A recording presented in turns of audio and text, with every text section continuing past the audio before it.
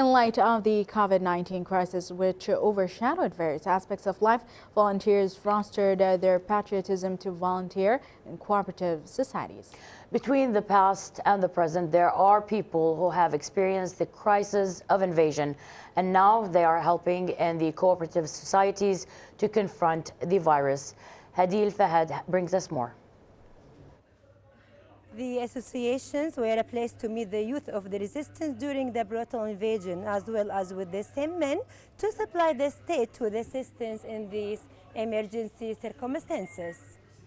I lived through the two phases. During the invasion of Iraq, we were dealing with an unjust army. We did not know whether or not we will ever return. There was no safety. But now, with government directives, volunteers are obligated to follow instructions for their safety. The panic buying was affecting the strategic inventory. But now, with the policy of the Kuwaiti government, headed by His Highness, we have been provided with moral aid. Alhamdulillah, praise be to God, Allah Almighty.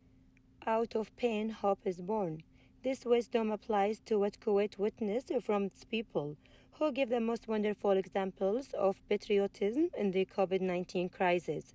Between the past and the present, there are men who affirm their love for Kuwait through their participation in these events to face the crisis. We opened the door to volunteering before we entered the emergency phase, and praise to Allah, we received a large number of volunteers. We divided the volunteers into two parts, which is the team trained for the morning period.